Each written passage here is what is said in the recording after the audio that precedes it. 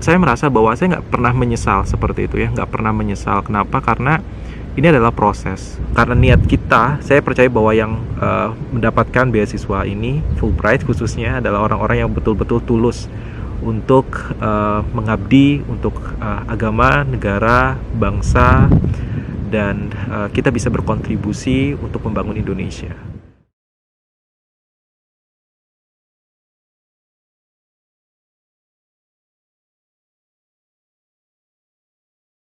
Halo semuanya, hari ini saya akan bikin video tentang perjalanan saya mendapatkan beasiswa Fulbright. Jadi jangan kemana-mana, tonton videonya sampai habis. Makasih.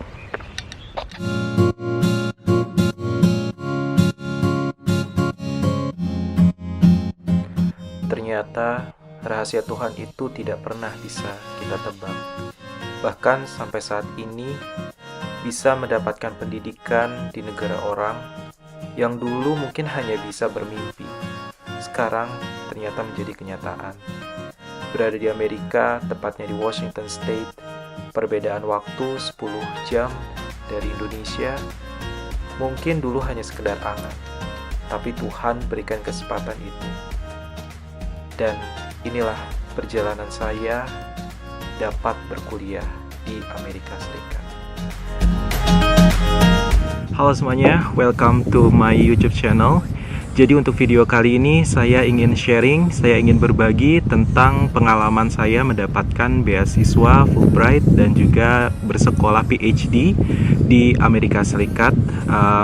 Khususnya saya saat ini, status saya saat ini yaitu sebagai PhD student di salah satu universitas yang ada di Amerika, yaitu Washington State University. Tetapi lokasinya itu bukan di Pullman, kan Pullman itu adalah main campusnya, tapi saya di Tri-Cities karena laboratorium saya ada di daerah sini. Jadi saya harus tinggal di daerah Richland ya. Richland itu merupakan salah satu kota Tri-Cities. Jadi Tri-Cities ada 3 kota, yaitu ada Pasco, kemudian Richland, dan ada Kennewick. Nah, saya adanya di Richland. Kampusnya ada di Richland seperti itu. Nah, untuk video kali ini saya ingin berbagi pengalaman saya, karena saya janji waktu itu di video sebelumnya bahwa saya akan menceritakan bagaimanakah saya mendapatkan beasiswa Fulbright dan juga bisa sampai bersekolah ke Amerika Serikat seperti itu. Oke, jadi kita mulai dari yang pertama. Yang pertama, ketika kita ingin kuliah khususnya ke Amerika Serikat dengan menggunakan beasiswa, sebetulnya ada banyak beasiswa yang ditawarkan, bisa dengan menggunakan LPDP, kemudian bisa juga dengan menggunakan Fulbright, ataupun biasanya di sini rata-rata untuk PhD student itu mendapatkan funding dari advisor mereka masing-masing seperti itu. Jadi ada banyak sih kesempatannya, dan mendapatkan funding itu kalau di laboratorium saya dari ada sekitar 4 orang, 2 orang beasiswa dan 2 orang dari funding advisor, kemudian 2 orang lagi 2 orang lagi itu postdoc sih sebetulnya seperti itu. Nah, jadi dan kalau misalnya kalian ingin dari S1 langsung loncat ke S3 itu juga memungkinkan. Nanti mungkin saya akan mendatangkan salah satu teman saya, nanti kita akan berdiskusi gimana sih mendapatkan kesempatan untuk bersekolah dari S1 langsung ke S3. Nah, itu bisa mempercepat waktu studi kita kan, seperti itu. Oke, ada syarat yang beberapa syarat yang standar sih sebetulnya yang harus kita penuhi ketika kita ingin kuliah di Amerika Serikat, khususnya di dengan jalur beasiswa ya. Beasiswa yang saya akan sampaikan yaitu beasiswa Fulbright. Jadi saya daftar beasiswa Fulbright ini seingat saya itu pada tahun 2019 kalau nggak salah, bulan Februari itu adalah deadline-nya. Jadi saya masukkan aplikasinya ke Aminef ya. Jadi ada beberapa persyaratan. Nah, kebetulan pada saat itu saya sudah mendapatkan IELTS gitu, skor IELTS, dan juga saya sudah mengontak beberapa prospektif advisor yang mungkin yang relate gitu dengan penelitian yang saya ingin lakukan di Amerika Serikat ini, seperti itu. Nah, jadi apa aja sih syarat-syaratnya untuk yang administrasi? Mungkin kalian bisa cek ya nanti, untuk lengkapnya kalian bisa cek di websitenya Aminef untuk master dan PhD. Tapi mungkin yang perlu saya garis bawahi adalah coba kalian belajar bagaimana menulis seperti studi objektif, kemudian juga personal statement, kemudian bagaimana cara membuat CV yang baik, dan juga mendapatkan skor TOEFL. Jadi kalau untuk Fulbright ini kita bisa menggunakan TOEFL PBT atau ITP ya. Itu untuk PhD itu kalau nggak salah 575, dan untuk master itu 550. Nah, kalau misalnya bisa juga dengan menggunakan IBT, untuk master itu 80, untuk PhD itu 90, dan juga bisa dengan menggunakan IELTS. Nah, kalau IELTS biasanya itu rentangnya sekitar 6 sampai kalau nggak salah 6,5 ya, 6,5 dan 7 ya, seperti itu. Nah, saya mulai dari administrasi ya. Jadi setelah saya masukkan aplikasi, itu deadline-nya itu di bulan Februari tahun 2019. Nah, kemudian ada pengumuman. Nah, pengumumannya itu alhamdulillah saya diterima atau saya lolos ke tahap selanjutnya, yaitu tahap wawancara, yaitu pada bulan April tanggal 21 tahun 2019 ya. Jadi dari bulan Februari, Maret, April ya, sekitar 2 bulan kemudian ada pengumuman seperti itu, pengumuman administrasi. Nah, setelah pengumuman administrasi, kita juga nanti sekitar 1 minggu kemudian ada pengumuman wawancara. Jadi ada pengumuman jadwal wawancara. Nah, jadwal wawancaranya itu kebetulan saya pada tanggal 9 Maret 2019 seperti itu. Nah, kemudian dan wawancaranya itu sebetulnya di plotting. Jadi kalau nggak salah itu digrup-grupkan sesuai dengan interest kita. Misalnya saya di bidang bioenergy and bioproducts. Kemudian teman-teman saya yang satu grup itu rata-rata di bidang engineering juga. Sebetulnya saya engineering, basicnya proses engineering. Kemudian teman-teman saya yang lainnya juga di bidang engineering, seperti ada yang dari TI, teknik industri, kemudian ada dari mechanical engineering.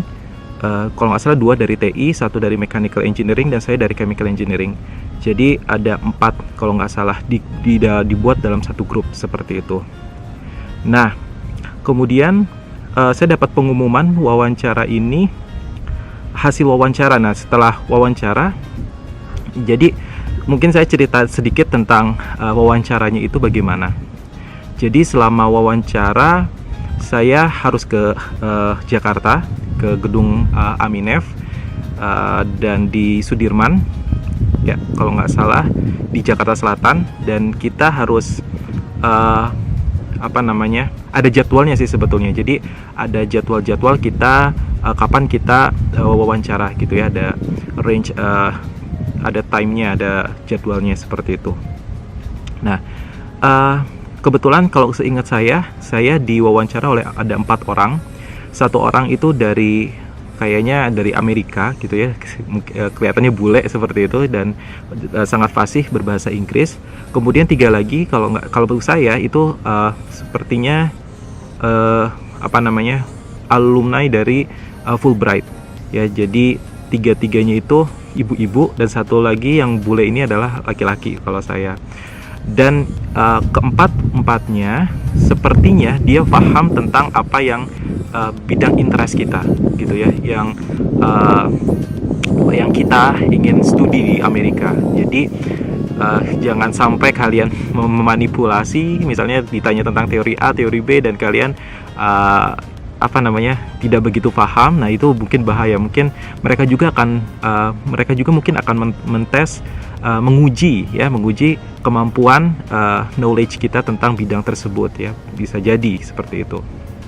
Nah, jadi selama wawancara alhamdulillah gitu ya, saya lancar-lancar aja. Jadi pas pertama kali masuk ke gedungnya, kemudian pas giliran saya diminta untuk ada beberapa pertanyaan di sana. Jadi sebelum kita wawancara, kita harus mempresentasikan ada 3 hal. Saya kurang ingat ya, pokoknya intinya adalah perkenalan diri gitu ya, memperkenalkan diri, kenapa studi di Amerika, kenapa pilih jurusan tersebut. Saya nggak ingat ya untuk detailnya sebetulnya.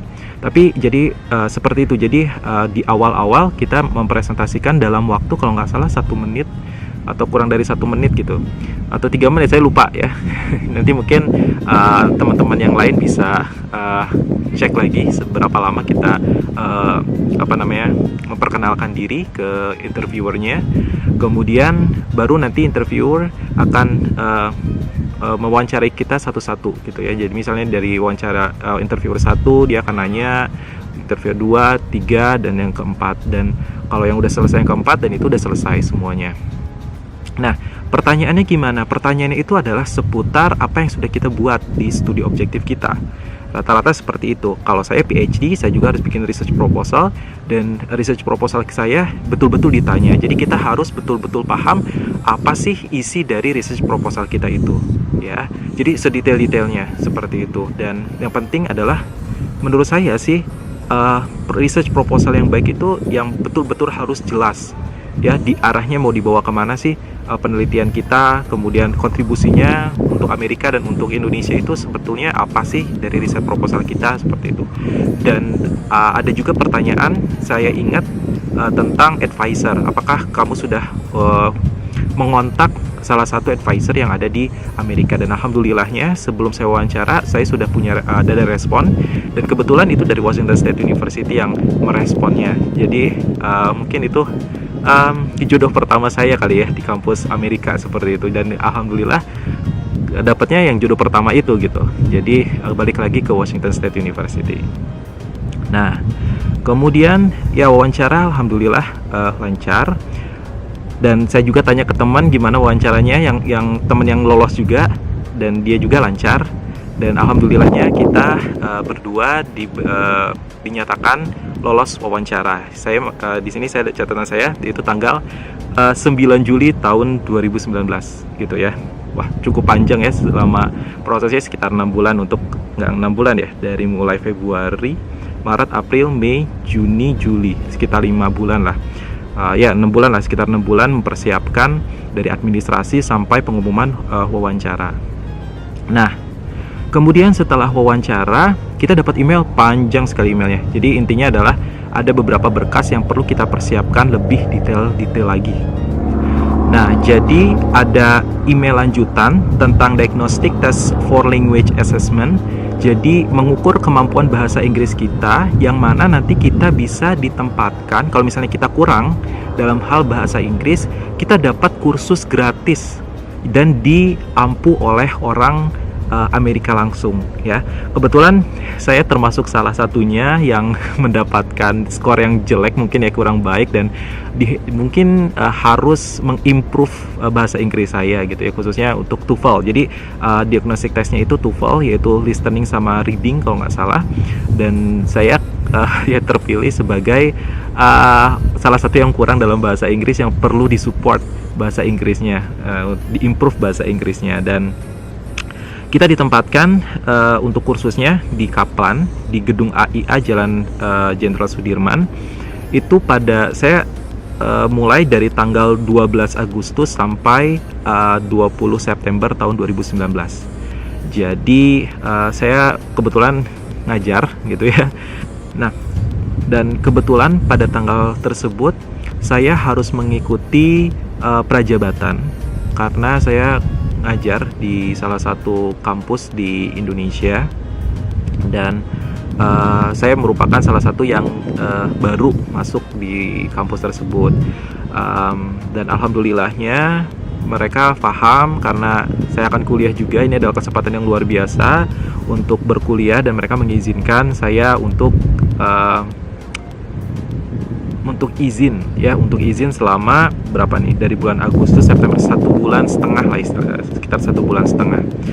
Nah, kemudian saya bertemu dengan teman-teman yang luar biasa pintar-pintarnya, luar biasa jago-jago bahasa Inggrisnya, saya sangat senang sekali.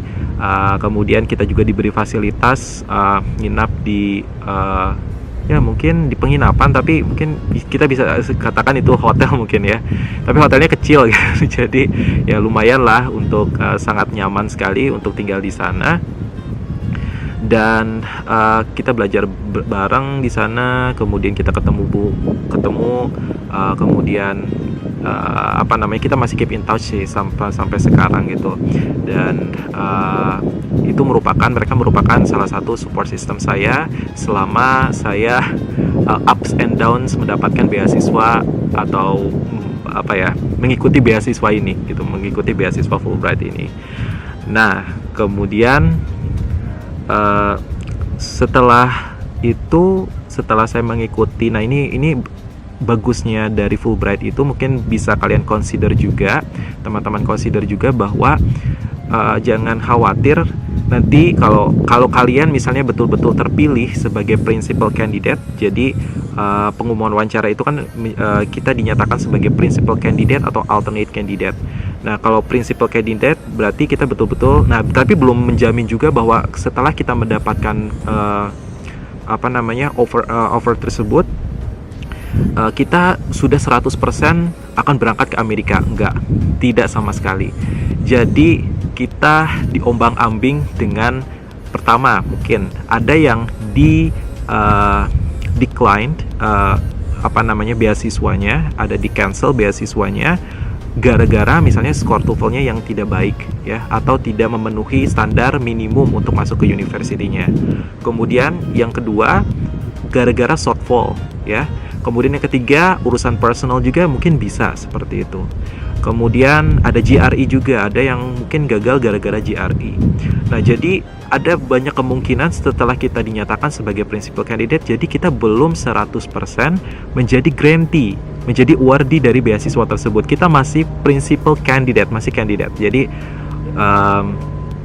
disitulah saya merasakan ups and downs dari beasiswa Fulbright.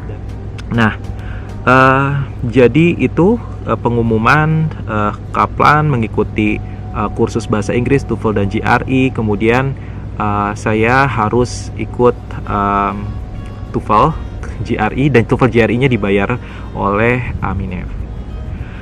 Nah, kemudian sambil kita mempersiapkan TOEFL dan GRE, sambil tes, kemudian ada yang retake juga. Sejujurnya saya retake berkali-kali untuk TOEFL. Ya, kalau saya ini masalah personal juga sebetulnya ya. Jadi saya menyadari bahwa kemampuan bahasa Inggris saya masih kurang sekali gitu, masih kurang sekali dibandingkan dengan teman-teman yang terpilih menjadi principal candidate di beasiswa Fulbright. Dan tapi mungkin ada hal lain yang mereka consider dari diri saya, bahwa saya sebetulnya deserve to get this offer gitu. Jadi mereka mempercayai saya untuk terus lanjut seperti itu, meskipun saya harus ambil retake berkali-kali dan harus mengeluarkan kocek dari uang tabungan saya berkali-kali. Tapi saya merasa bahwa saya nggak pernah menyesal seperti itu ya, nggak pernah menyesal. Kenapa? Karena ini adalah proses. Selama saya mengikuti TOEFL, mungkin Tuhan mendorong saya untuk tetap harus belajar gitu, harus belajar bahasa. Bahasa itu adalah salah satu hal yang paling penting gitu. Bukan hanya knowledge, tapi juga bahasa.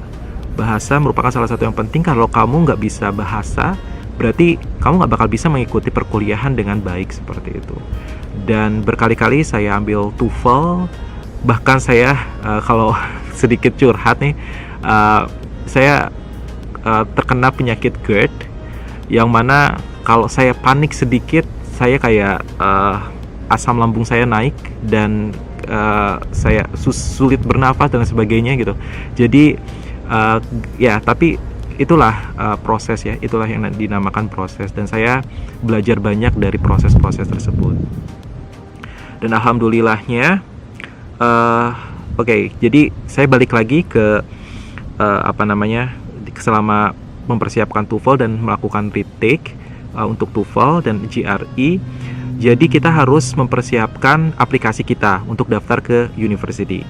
Jadi kebetulan alhamdulillahnya saya email ke beberapa profesor, dan alhamdulillahnya ada 5 profesor yang merespon dengan baik, yang bersedia untuk menjadi pembimbing saya sebagai mahasiswa mereka. Jadi yang pertama saya pilih yaitu dari Pennsylvania State University. Alhamdulillahnya pada saat itu saya tempatkan PSU itu di urutan pertama. Kenapa? Karena dosennya itu atau advisernya itu adalah dia punya istri orang Indonesia. Jadi sama lah culture-nya gitu ya. Mungkin dia udah paham tentang culture Indonesia seperti itu. Jadi oke. Dan dia sangat responsif banget dan selalu menjawab, bahkan pada saat itu saya harus ganti jurusan dari engineering ke science, karena sebetulnya S1 saya basicnya bukan dari engineering, tapi dari teknologi, dari science, dan S2 saya dari engineering. Tetapi mereka minta di S1-nya itu harus ada mata kuliah ya tentang itu lebih ke arah mechanical engineering sih, kayak statics and dynamics, kemudian ada differential equations, terus ada yang ke arah mechanical something gitu. Jadi saya harus ambil kuliah itu, dan sebetulnya basic saya adalah proses engineering, proses teknologi. Jadi bukan saya nggak pernah ngambil mata kuliah itu, maka dari itu disarankan untuk pindah jurusan, dan alhamdulillah itu diurus sama dosen saya yang di PSU, Pennsylvania State University. Baik sekali dosennya, dan saya sangat bersyukur juga bisa dipertemukan oleh beliau. Kemudian pilihan kedua saya di Illinois Urbana-Champaign, karena itu salah satu kampus yang terbaik juga di Amerika, dan bidang risetnya itu sangat relate sekali dengan apa yang saya mau, yaitu tentang bioreaction atau bioreaction engineering, dan saya pengen sekali belajar tentang lebih dalam lagi tentang itu. Nah, kemudian pilihan ketiga di OSU, Ohio State University. Di OSU ini profesornya minta saya untuk wawancara gitu, dan itu pertama kalinya saya wawancara dengan profesor, dan wow, nervousnya itu mantap sekali. Jadi jadi setelah wawancara itu ada sesuatu hal yang konyol yang saya lakukan, dan tapi nggak konyol mungkin ya, tapi menurut saya kayak waduh, harusnya saya nggak membicarakan hal semacam itu gitu dengan profesor saya.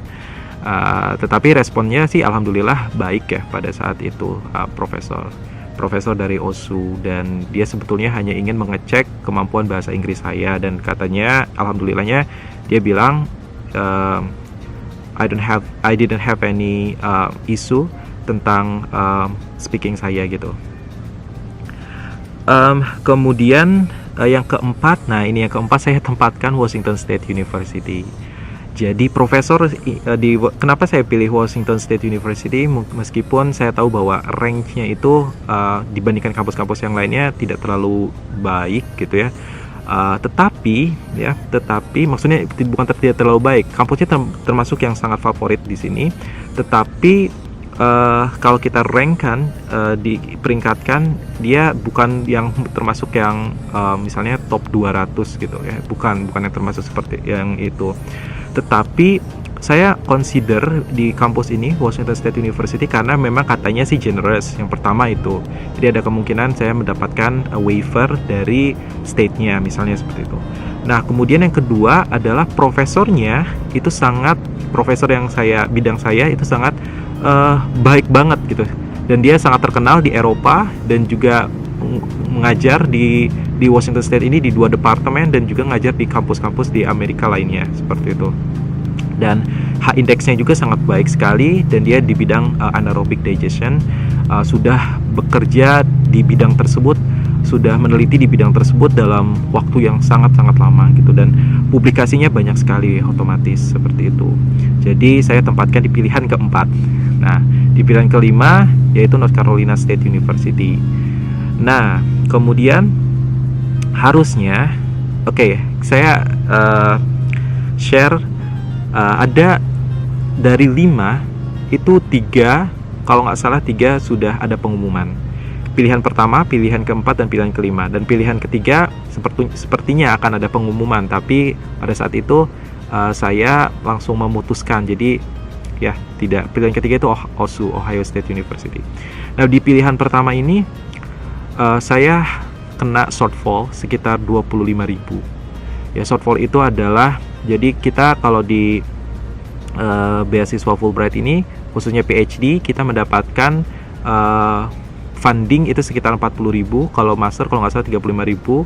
Tapi kalau misalnya biaya keseluruhannya itu di atas 40.000, berarti kita harus nggak kita sih sebetulnya ya, mereka akan menegosiasi dengan beberapa kampus apakah si prospektif candidates ini, prospective student candidate ini bisa mendapatkan funding dari bisa mendapatkan waiver ataupun funding dari kampus ataupun dari state, seperti itu.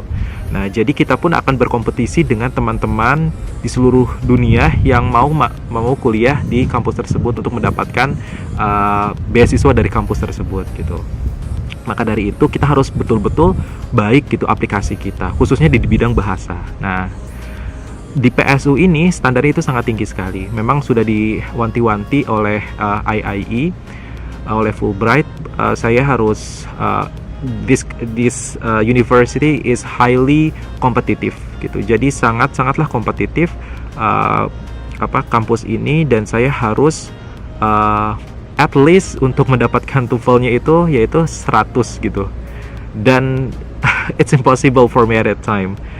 Jadi nggak mungkin, saya sangat struggle untuk mendapatkan TOEFL yang sekedar masuk aja itu sudah sulit bagi saya pada saat itu, karena memang saya belum ada pengalaman apapun tentang international atau stay di luar negeri dalam waktu yang lama seperti itu. Jadi teman-teman yang ikut Fulbright ini rata-rata mereka sudah ada yang di Australia 1 tahun, kemudian ada yang exchange sampai 6, kemudian 6, sedangkan saya S1 S2 nya itu di dalam negeri seperti itu. Dan itulah kelemahannya gitu ya, kemampuan bahasa saya yang masih terbatas pada saat itu.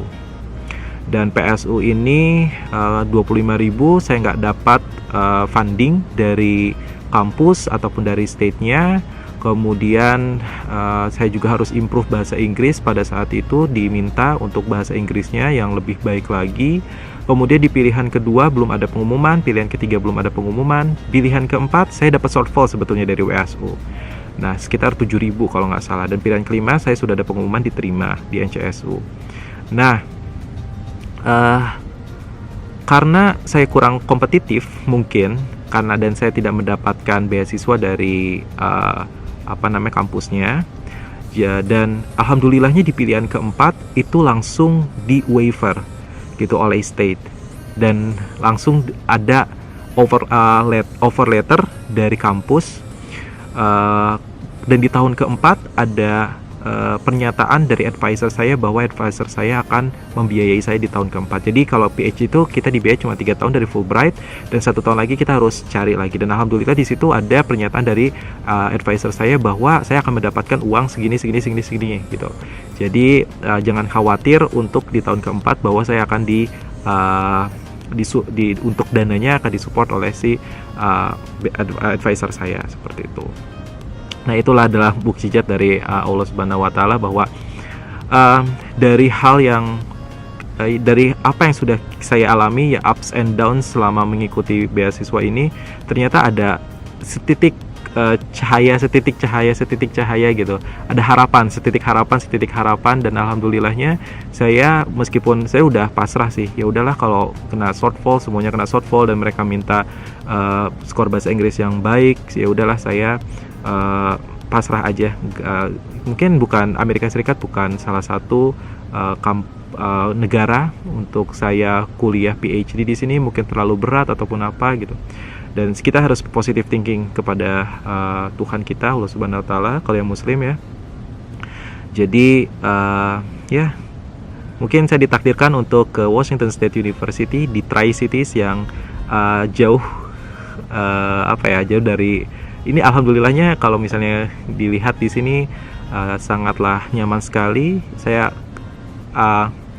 saya sangat convenient sekali dengan kondisi yang ada di Washington State University ini, dan bisa fokus untuk belajar gitu, fokus belajar dan tidak terdistrak dengan misalnya ya keadaan kota, atau mungkin kalau misalnya saya di PSU di Pennsylvania mungkin wah itu kota besar dan saya mungkin nggak bisa belajar dengan baik seperti itu.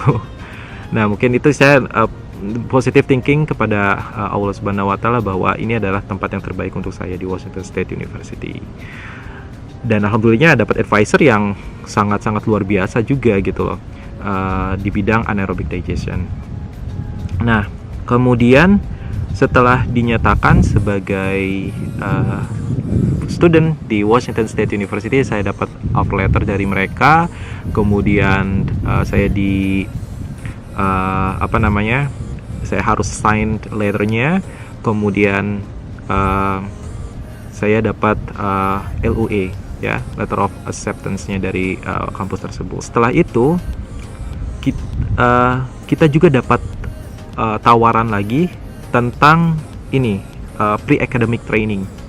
Jadi pre-academic training itu kita ditempatkan harusnya udah berangkat tuh di bulan Agustus itu. Jadi saya dapat offer letter dari Washington State University kalau nggak salah bulan Juni ya, kalau nggak salah bulan Mei atau bukan bulan Juni, bulan Mei atau April gitu ya, dari Washington State University, dari Wazoo.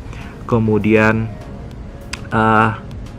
setelah itu saya harusnya kuliah fall ya. Jadi saya harusnya kuliah fall, tetapi karena pandemic ya, masih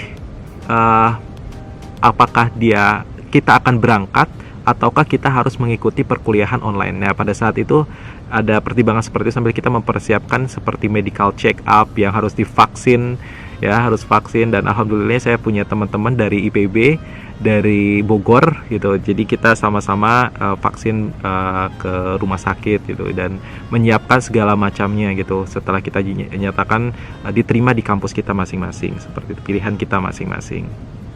Nah kemudian saya juga harus mengikuti, ada tawaran juga tadi ya tentang pre-academic training. Itu saya dapat dari bulan Agustus tanggal 18 sampai September tanggal 8. Nah lagi-lagi belajar bahasa Inggris. Jadi selain saya ikut kursus di Indonesia di Kaplan, belajar TOEFL dan GRE, saya juga dapat training tentang academic writing sama communication skill. Kayak ya kita dan instructorsnya itu dia dari Amerika langsung ya. Dan saya harusnya ditempatkan di University of Arkansas, dan seharusnya saya berangkat ke University of Arkansas, tetapi karena pandemic seperti ini jadi sistemnya adalah virtual, unfortunately.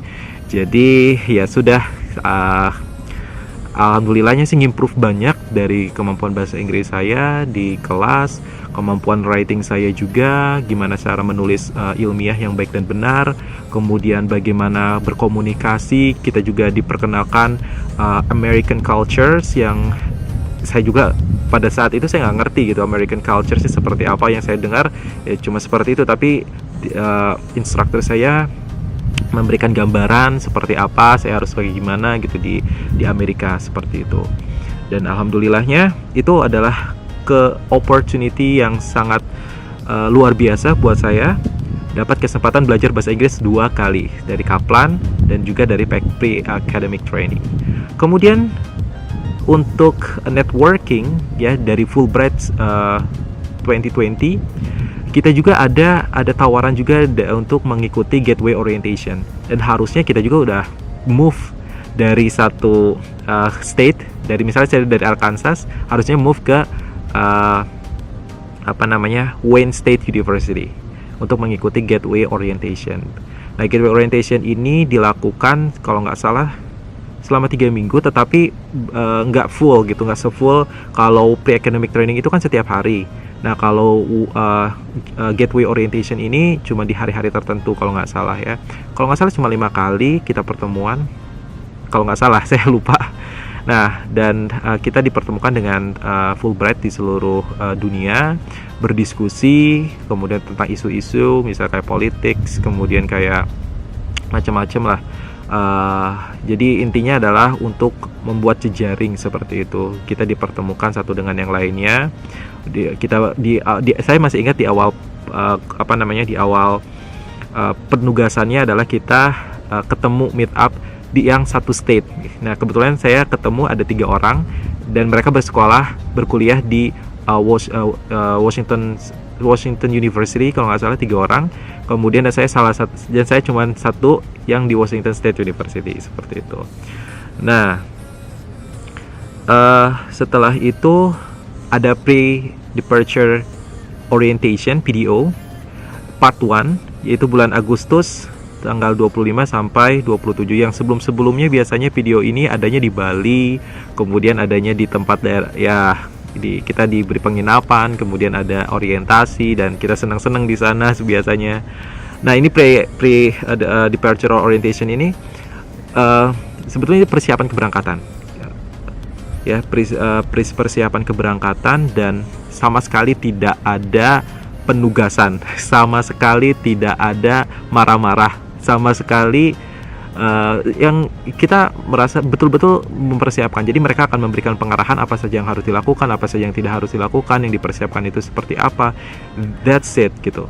Jadi menurut saya sih worth it banget untuk beasiswa Fulbright ini, tanpa adanya marah-marah, tanpa adanya penugasan yang begitu banyak sekali. Dan alhamdulillahnya itu sih, dan itu sangat impactful banget untuk saya gitu. Jadi apa yang sudah di-set oleh beasiswa ini betul-betul sangat impactful untuk kuliah saya nantinya seperti itu. Nah, setelah PDO part 1, akhirnya tibalah pengumuman apakah saya berangkat fall ataukah saya virtual. Nah, ini sedikit dilematis juga. Dramatis, bukan dilematis ya, sedikit dramatis juga. Jadi ternyata saya dapat email dari Aminef bahwa saya harus fall di Indonesia. You can imagine that kita time difference-nya itu sangatlah jauh ya. Misalnya jam 12 di siang di Amerika itu sama dengan mungkin ya untuk di East Coast-nya jam 12 siang di jam 12 siang di Amerika, jam 12 malam di Indonesia. Jadi kalau kuliahnya tengah hari, berarti kita harus kuliah tengah malam. Nah, itu kan sangat merusak kesehatan sebetulnya ya. Dan saya bukan tipikal orang yang bisa begadang seperti itu. Dan saya mohon untuk nego ke Aminef untuk tidak kuliah di fall, di defer atau dipostpone ke next academic term, tapi belum ada pengumuman pada saat itu. Begitu harus ya mau nggak mau ya udahlah, saya state bahwa saya agree with this offer. Kemudian setelah itu tiba-tiba ada email bahwa saya harus di defer. Kalau nggak di defer, waiver saya nggak dapat waiver. Akhirnya alhamdulillahnya Allah Subhanahu wa taala mengabulkan apa yang saya harapkan gitu. Jadi saya di defer ke spring. Nah, di spring itu dimulai di bulan Januari 2021. Jadi alhamdulillah saya sangat senang sekali dan sangat bahagia, beruntung sekali karena saya masih bisa ngajar, masih bisa ketemu mahasiswa saya juga, masih bisa produktif nulis juga gitu. Dan alhamdulillahnya ya mungkin ini berkah pandemik juga kali ya. Mungkin kalau saya berangkat di fall, saya belum siap secara mental dan secara fisikal mungkin ya. Tapi ya Allah sudah merencanakan bahwa saya harus berangkat di spring seperti itu. Nah, kemudian ada masalah lagi. Tadi udah masalah berangkat atau kuliah tengah malam ataukah di fall ataukah di spring gitu. Kita bisa berangkat, mudah-mudahan pada saat itu kita berdoa bahwa kita semua bisa berangkat kuliah spring. Nah, kemudian ada isu lagi, kalau mau berangkat spring kita harus ada kelas in person. Nah itu jadi masalah juga, kalau enggak kita nggak dapat visa gitu. Isu visa kita akan bermasalah lah, maksudnya bukan bermasalah ya, visa kita akan isu gitu. Dan saya mendesak lah kampus untuk adakan in person class. Tapi pada kenyataannya untuk Washington State University sebetulnya nggak ada untuk kelas in person. Tetapi saya bilang ke profesor saya sangat mengharapkan saya datang ke sini gitu, sangat sekali mengharapkan, karena mungkin students yang ada di labnya dia mungkin sedang sedikit, jadi butuh bantuan gitu. Dan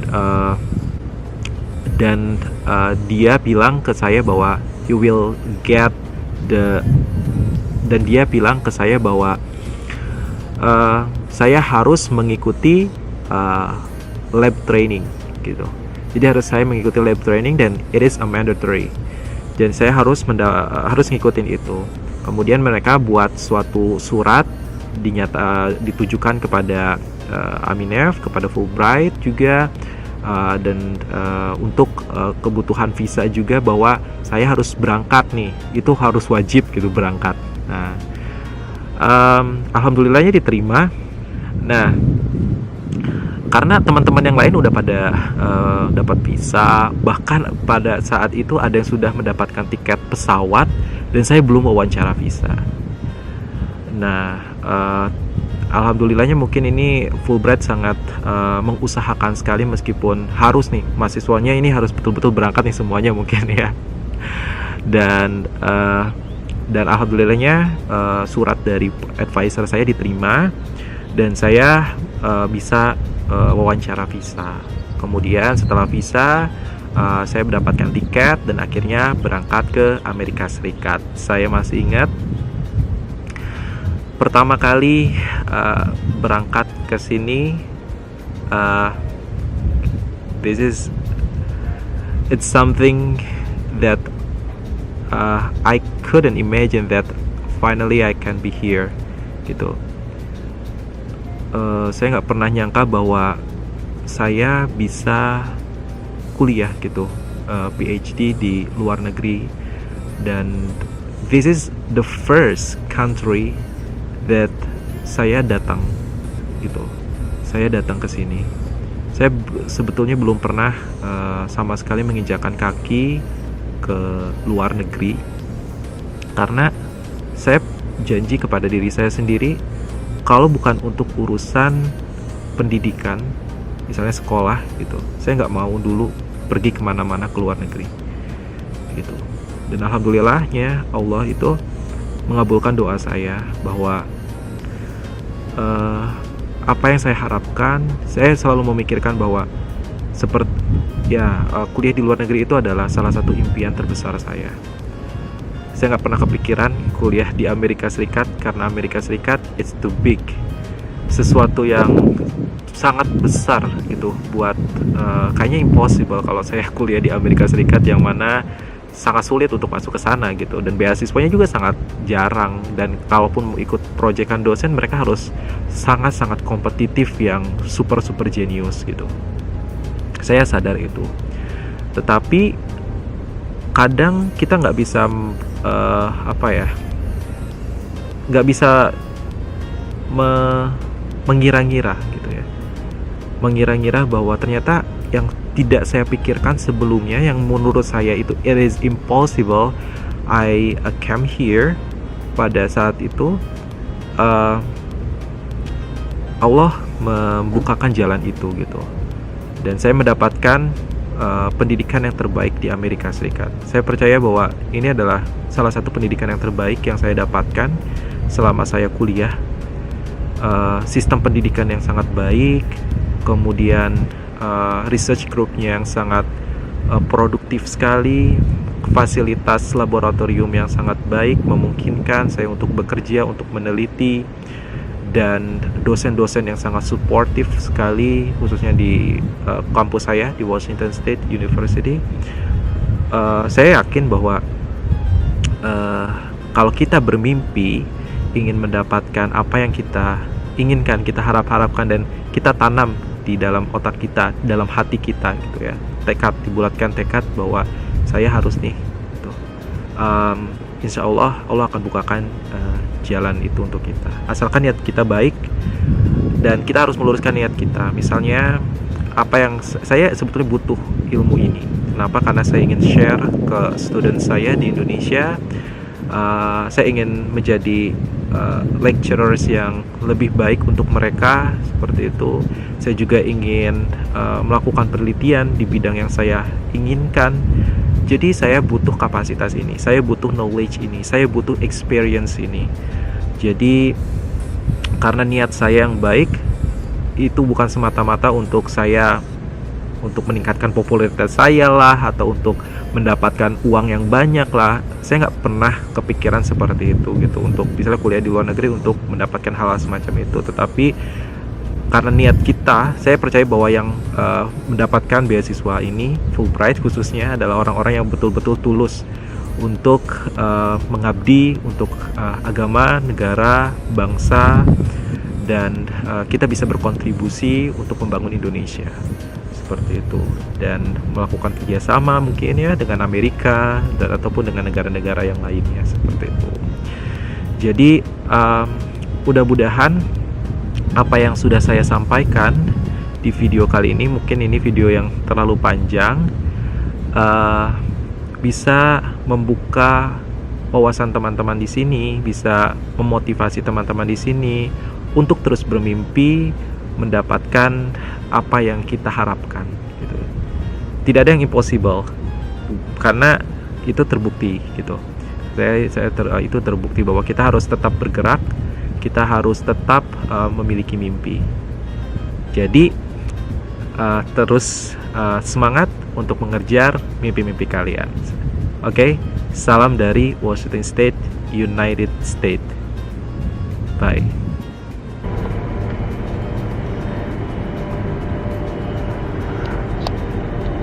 Nah, kalau yang ini adalah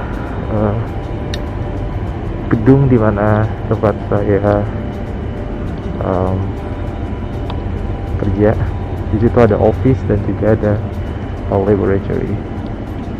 Namanya Bioproduct Science and Engineering Laboratory. Saya perbesar.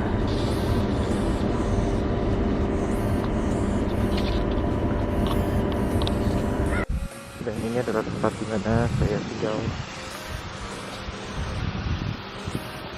Ini adalah Nancy's house, jadi rumah salah seorang warga Amerika. Jadi udah berusia lah istilahnya. Dia punya banyak kamar di sini.